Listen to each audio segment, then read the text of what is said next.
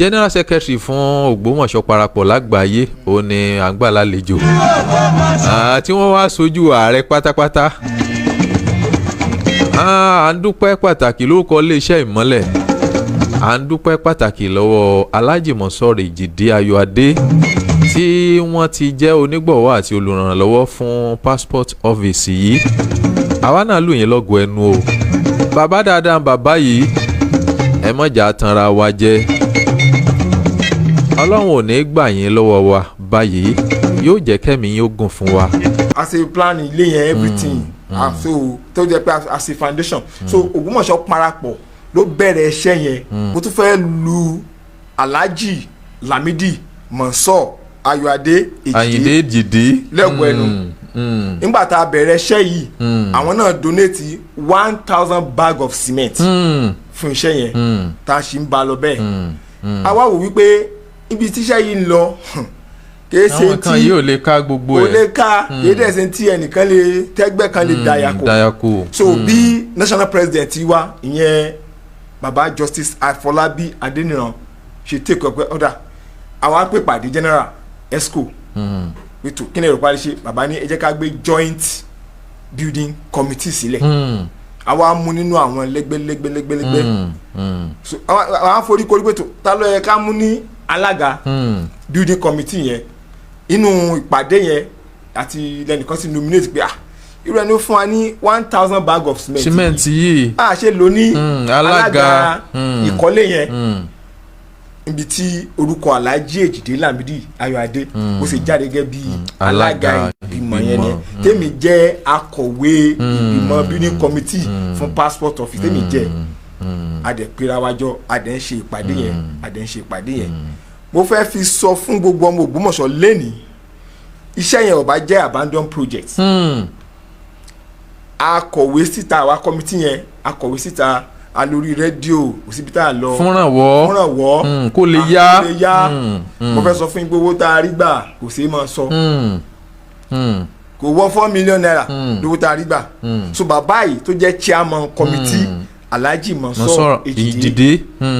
as a foundation ní July 21, 2023 láti foundation passport office yẹn kó tó di pé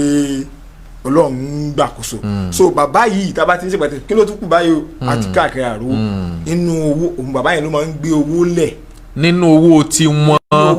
àtàtúrà open account fún project lọ́tọ̀ ni so àwa transfer owó sínú àkáǹtì project yẹn tá a open ní orúkọ ẹgbẹ́ ọmọ Ògbómọ̀ṣọ́ parapọ̀ game so a transfer owó síbẹ̀ iṣẹ́ tó bá wá kàn tá a fẹ́ ṣe kọ̀mìtì ó jókòó á ṣèpàdé nǹkan báyìí lóko ìwọ ló ṣe lè tó ọ̀dà èló lẹ́yìn fẹ́ gbà fúnṣẹ́ yìí o 1 million lèmi ọgbà ẹ̀yìn kọ́ ẹ̀lẹ́ wá sí 800,000 ni o 800,000 ni o ẹni 800,000 yẹn ìlà gbèsè fún a sì transfer owó sàkáǹtì ẹnìyẹn lójú gbogbo immediately. kò sí pé nìkan lọ gba nǹkan kan lẹ́yìn àbí kò sí nǹkan kan tó jọ so bàbá yẹn ló ń gbówó lẹ̀ mo fẹ́ sọ fún yín pé asat níbi tí iṣẹ́ yẹn dé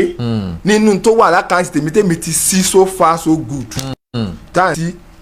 yàtọ̀ fún 1,000 bag of cement tí wọ́n ti gbé kalẹ̀ níbẹ̀rẹ̀ kó tó di pé wọ́n tiẹ̀ wàá mú wọn ní alága tẹ́sí gbé kalẹ̀ níbẹ̀rẹ̀ kó tó di pé wọ́n á mú lálága ìgbìmọ̀ yẹn he has spent over 45 million naira.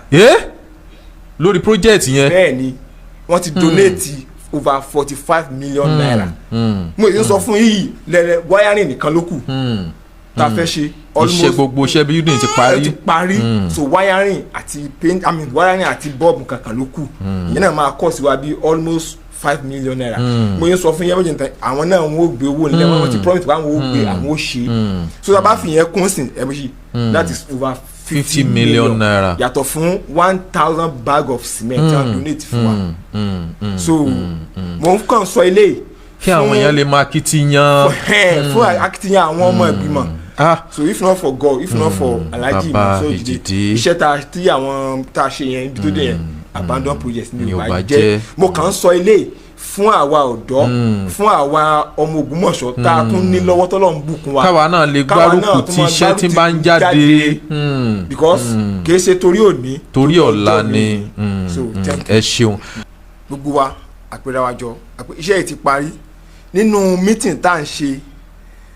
alága ń sọ fún gbogbo wa wípé tó iṣẹ́ yẹn ti parí o àwọn máa hand over iṣẹ́ yẹn fún national president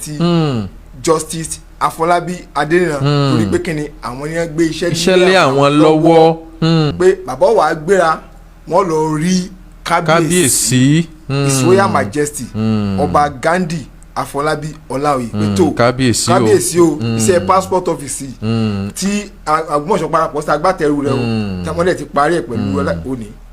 bàbá ẹ̀ wọ́n ti parí iṣẹ́ yẹn bàbá ẹ̀ ni a fẹ́ ṣí.